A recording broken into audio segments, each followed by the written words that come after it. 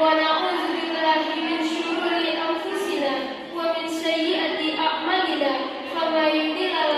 من يهده الله فلا مضل له ومن يضلل فلا هادي له أشهد أن لا إله إلا الله وحده لا شريك له وأشهد أن محمدا عبده ورسوله لا نبي بعده أما بعد Alhamdulillah Rabbil Alamin. Assalatu wassalamu ala asrafil anbiya'i wal mursalin wa ala alihi wa sahbihi ajma'in. Amma ba'du.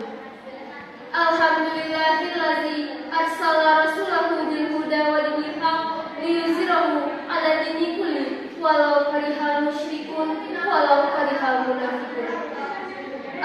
Alhamdulillahillazi hadana li hadza wa ma kunna linahtadiya laula an hadanallah.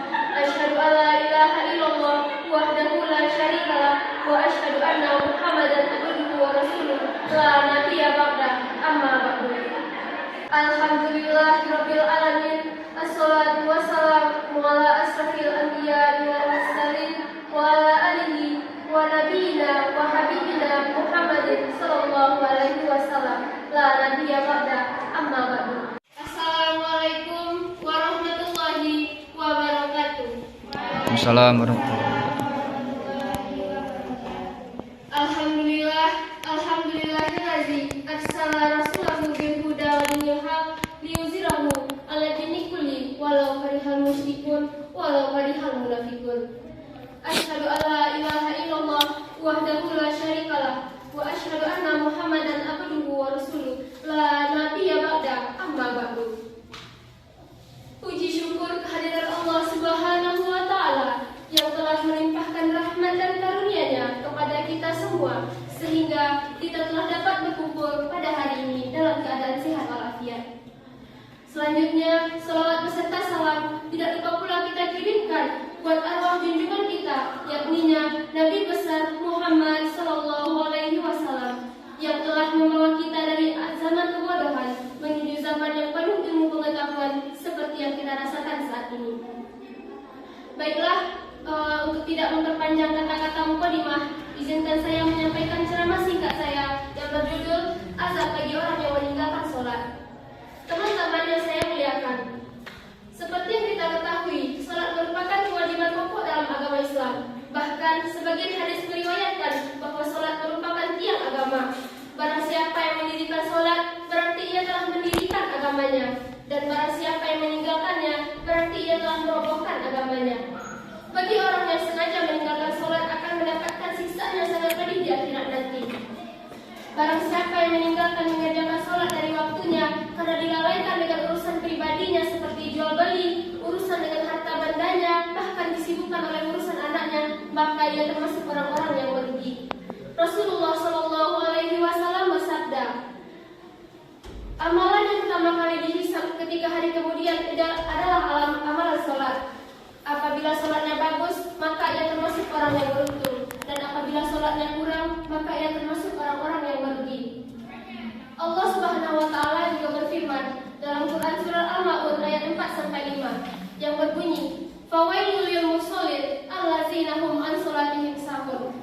Dan celakalah bagi orang-orang yang sholat, yaitu orang-orang yang lalai dalam sholatnya.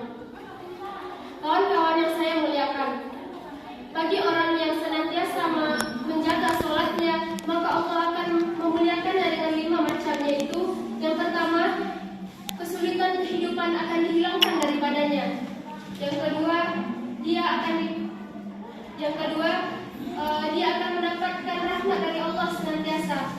Dan yang ketiga, doanya akan senantiasa dikabulkan oleh Allah. Dia akan melewati sirat atau jembatan yang melintas di atas neraka bagaikan kecepatan petir. Dan yang kelima, ia akan dimasukkan ke surganya Allah. Sementara bagi orang yang ingkar atau orang yang meremehkan sholat, Allah akan menyiksanya dengan 15 macam siksaan. 5 di dunia, 3 pada saat kematian, 3 di alam kubur, dan yang ketiga lagi ketika dibangkitkan dari alam kubur. 5 siksaan yang ditimpakan di dunia yakni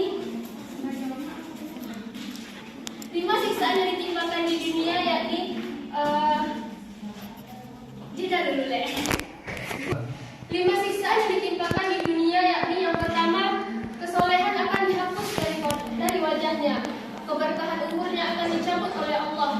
Setiap amal perbuatan yang dilakukannya tidak akan diberikan pahala oleh Allah Subhanahu wa taala. Dia tidak akan mendapatkan doanya dari orang-orang soleh. Doanya tidak dinaikkan oleh Allah, tidak akan menembus langit. Sedangkan 3 siksaan yang ditimpakan pada saat kematian, yakni dia mati dalam keadaan yang sangat hina, dia mati dalam keadaan yang kelaparan, dan mati dalam keadaan kehausan. Sekalipun dia diberi minum seluruh air laut yang ada di dunia, maka kehausannya belumlah sirna. Sedangkan 3 siksaan yang ditimpakan saat dalam kubur, yaitu liang kuburnya menjadi menyempit dan menghimpit hingga tulang rusuknya terpatah-patah, dan api dinyalakan dalam kuburnya sehingga ia menjadi terpanggang bergelimpangan siang dan malam. Dan yang ketiga, tubuhnya akan dililit oleh ular yang sangat besar yang bernama Sijaul Ukro. Kedua matanya terbuat dari api dan kuku-kukunya terbuat dari besi. Panjang setiap kukunya sepanjang perjalanan selama sehari. Dia berkata kepada si mayat, "Hai, akulah Sijaul Ukro." Suaranya seperti petir yang menggelegar. "Aku diperintahkan oleh Tuhanku untuk memukulimu karena kamu telah menyia-nyiakan sholat subuh hingga datang waktu sholat zuhur, hingga matahari terbit, dan kamu menyia-nyiakan sholat zuhur hingga datang waktu asar.